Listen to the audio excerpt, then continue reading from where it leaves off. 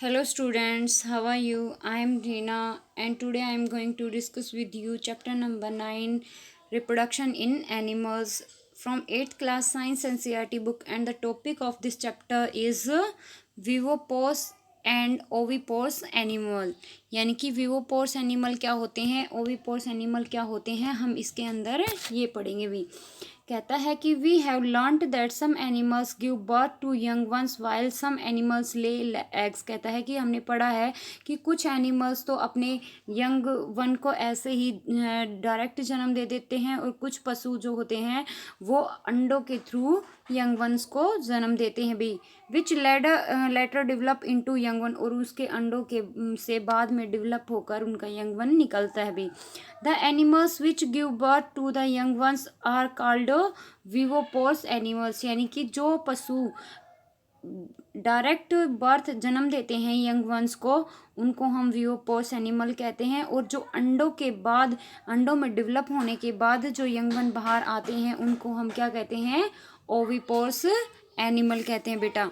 The following activity will help you understood better and differentiate between the viviparous and oviparous animal. कहता है कि जो आप activity देख रहे हो 9.2, ये आपको अच्छी तरह से हेल्प करेगी समझने में ओविपोर्स और विवोपोर्स एनिमल्स के बीच में क्या अंतर होता है, उनको समझने में आपकी हेल्प करेगी। अब चलो देखते हैं एक्टिविटी 9.2 क्या कहता है।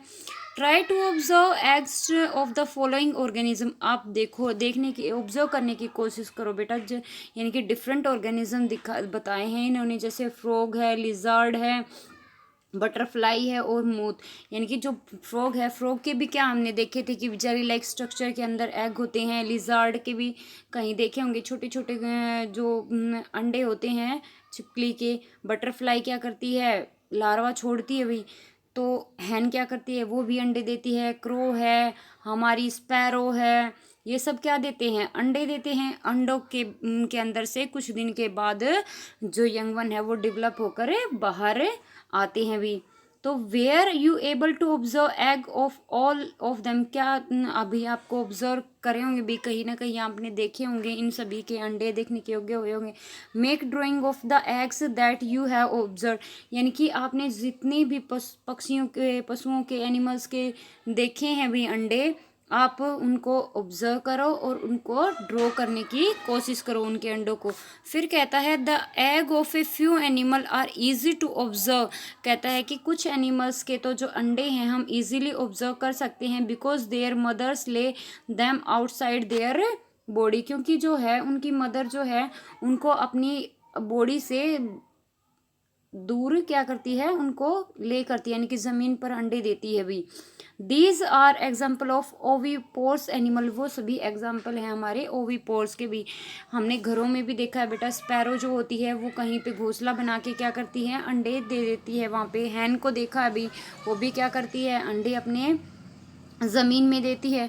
But you would not to able collect the egg of a dog. पर क्या आपने कभी देखा है कि एक काव है, एक कैट है, एक डॉग है, उनको अंडे देते हुए वो सीधा क्या करते हैं, यंग वन को बर्थ कर देते हैं, उनको जन्म देते हैं भी सीधा। हमारे जैसे पप्पी है और हमारे बिच जो काव के काफ हैं और कैट के किटन है, उनको डायरेक्ट जन्म देती हैं भाई। This is because they do not ले एग। क्योंकि ऐसा इसलिए है बेटा क्योंकि वो अंडे नहीं देती, डायरेक्ट यंग वंस को बर्थ करती हैं। The mothers give birth to the young ones. These are example of viviparous animals. तो ये हमारे कुछ एग्जाम्पल हैं विवोपोर्स के। ठीक है बेटा, ओविपोर्स यानी कि जो अंडे के थ्रू बच्चे बाहर आते हैं उनको ओविपोर्स एनिमल बोला जाता है। विवोपोर्स वो जो डायरेक्ट जन्म लेते हैं उनको हम विवोपोर्स एनिमल कहते हैं। तो जो ह्यूमन का जो चाइल्ड है वो भी क्या है, विवोपोर्स है। Can you now give some more example of viviparous oviparous animals. क्या आप कुछ और एग्जाम्पल दे सकते हो भी विवोपोर्स और ओविपोर्स के? हमारे आसपास बहुत सारे एग्जाम्पल हैं भी। फिर कहता है यंग वन टू अडल्ट, कि यंग वन से किस तरह से अडल्ट के अंदर हम ये कन्वर्ट होते हैं भी, कैसे छोटे से बच्चे से बड़े के अंदर कन्वर्ट होते हैं, वो सारा प्रोसीजर हम इसके अंदर पढ़ेंगे भी। The new individual which are born on hatch to from the egg continue to grow till they becomes adult. कहता है कि भाई हमने देखा है जो न्यू इंडिविजुअल होता है वो जैसे ही बोर्न होता है, मान लिया एग के टूटने के बाद जैसे ही वो पैदा होता है और कुछ डायरेक्ट होते हैं वो कंटिन्यूअसली क्या होते हैं, ग्रो करते जाते हैं और अडल्ट के अंदर कन्वर्ट हो जाते हैं भी।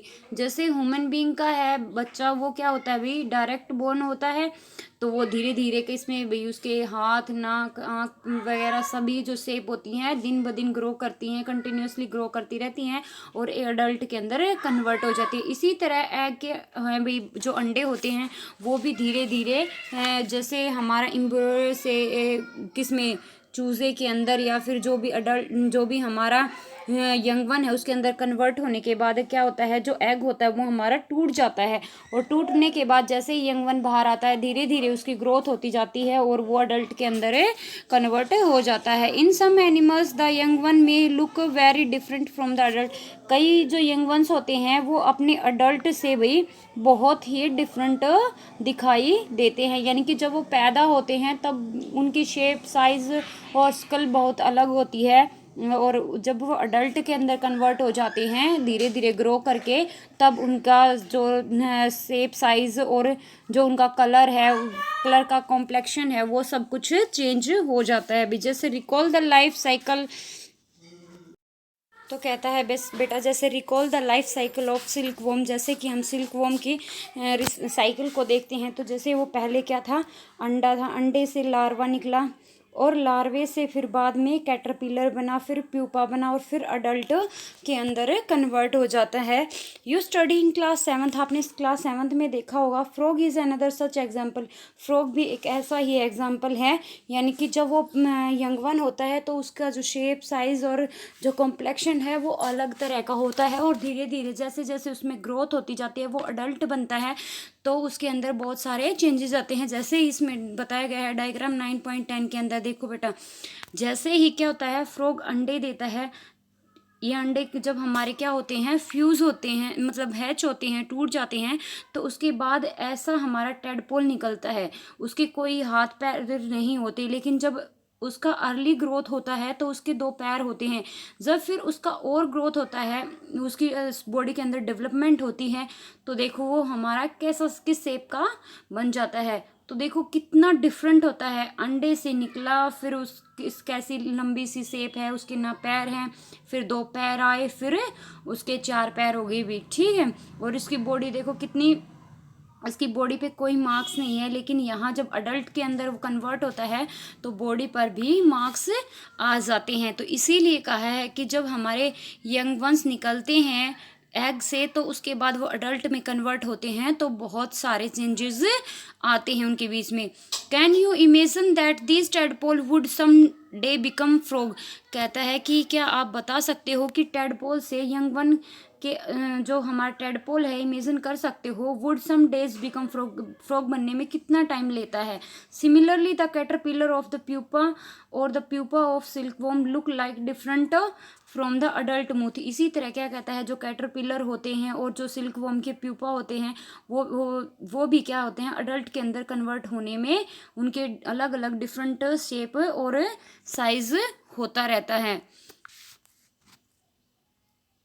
The features that are present in the adult are not found in these young ones। कहता है कि जो फीचर इनके यंग वन में होते हैं जब ये बोर्न होते हैं तो उस और जो आज प्रेजेंट में अडल्ट हैं उनके फीचर्स में बहुत सारे चेंजेस होते हैं। Not found of these young one, यानी कि सेम फंक्शन नहीं होते, सेम फीचर नहीं होते, यानी कि हाथ पैर वगैरह प्रॉपरली नहीं होते भी। जैसे जैसे वो अडल्ट बनते हैं, अडल्ट होते हैं कि एज में आते हैं, धीरे धीरे उनके अंदर ग्रोथ होती जाती है और वे कम्प्लीटली डेवलप हो जाते हैं।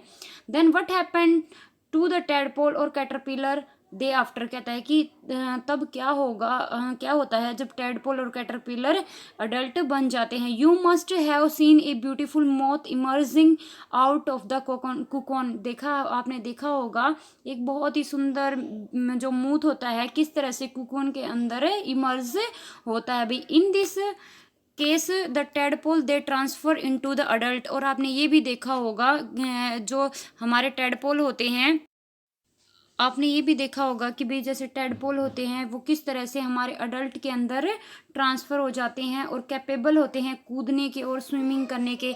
जबकि हमने पहले देखा था बेटा कि जो हम आपने आपने देखा होगा कि जैसे इनके टेडपोल के केस में कि कैसे वो जब छोटा होता है तो वो इतनी मूवमेंट नहीं कर पाता, लेकिन जैसे जैसे वो अडल्ट के अंदर ट्रांसफ़र होता है तो वो कूदने के लिए और स्विमिंग करने के कैपेबल हो जाता है। The transformation of the larva into the adult through drastic change is called metamorphosis. इसको मेमोफोसिस बोला जाता है, यानी कि जितने अडल्ट बनते बनते लार्वा से अडल्ट बनते वक्त के जितने भी ड्रास्टिक जो चेंजेस होते हैं कि अडल्ट से जैसे लार्वा से अडल्ट में कन्वर्ट होते होते जितने भी ड्रास्टिक जो चेंजेस होते हैं उसको हम उस प्रोसेस को हम क्या बोलते हैं, metamorphosis. What about the changes that we observe in our baby we as we grow. क्या आपने ऐसे चेंजेस अपने बेबी में भी देखे हैं जैसे जैसे वो ग्रो होते हैं, यानी ह्यूमन बीइंग की बात कर रहे हैं यहाँ पे। Do you think we too undergo metamorphosis. क्या कहता है कि आप भी इसी प्रोसेस के अंदर आते हो। कौन सी प्रोसेस बेटा, मेटामॉर्फोसिस की प्रोसेस के अंदर आता है ह्यूमन बीइंग भी। In human being baby part similar to those present in the adult are present from the time of birth. कहता है कि जो ह्यूमन बीइंग होता है उसके पार्ट जो होते हैं सिमिलरली क्या होते हैं भाई, प्रेजेंट होते हैं in the adult are present from the time of birth. यानी कि अडल्ट के जैसे ही उसकी बॉडी के अंदर भी पार्ट जितने पार्ट होते हैं वो पहले से ही प्रेजेंट होते हैं। यानी कि जैसे हमारे अडल्ट के हाथ होते हैं वैसे ही हमारे न्यूबॉर्न बेबी के भी हाथ पैर आँख नाक सभी होती हैं, लेकिन उनकी जो ग्रोथ होती जाती है वो धीरे धीरे उनके साइज़ बढ़ते जाते हैं। लेकिन एज सेम फीचर जैसे न्यूबॉर्न बेबी के होते हैं, जैसे अडल्ट के होते हैं, वैसे ही सेम फीचर हमारे न्यूबॉर्न बेबी के भी होते हैं। सो ये प्रोसेस जो ह्यूमन बीइंग के जो चाइल्ड होते हैं वो मेटामॉर्फोसिस की प्रोसेस के अंदर नहीं आते भाई। ठीक है, आप समझ गए ना मेटामॉर्फोसिस क्या होते हैं। यानी कि वो जो लार्वा से अडल्ट में कन्वर्ट होते हैं तब उनकी बॉडी के अंदर जितने भी ड्रास्टिक जो चेंजेस आते हैं, यानी कि जितने भी चेंजेस आते हैं, यानी कि उनकी एकदम से काया पलट हो जाती है। यानी कि तब जब वो एग से निकलते हैं और धीरे धीरे उनकी ग्रोथ होती जाती है तो उनकी जो शेप है, साइज़ है और उनकी बॉडी के जितने भी फीचर हैं हमारे, वो सारे के सारे अडल्ट बनते बनते उनके अंदर बहुत सारे चेंजेस आते हैं। उसी को हम क्या कहते हैं, मेटामॉर्फोसिस की प्रोसेस कहते हैं। और ये ह्यूमन बीइंग के यंग वंस के अंदर नहीं होती भी। इसके बाद आता है हमारा एसेक्सुअल रिप्रोडक्शन। एसेक्सुअल रिप्रोडक्शन क्या होता है बेटा, जिसके अंदर अकेले फीमेल भी क्या कर सकती है, रिप्रोडक्शन कर सकती है, या फिर मेल भी अकेले रिप्रोडक्शन कर सकता है। उसमें मेल और फीमेल के गैमेट की ज़रूरत नहीं होती। ठीक है, इसको हम कल अच्छे से डीपली पढ़ेंगे भी। कल हमारा टॉपिक होगा एसेक्सुअल रिप्रोडक्शन। Thank you. अगर आपको आज का टॉपिक अच्छे से समझ में आया या फिर कोई क्वेरी रह जाती है और अगर कोई डाउट है तो आप कमेंट बॉक्स में लिख सकते हैं। Thank you.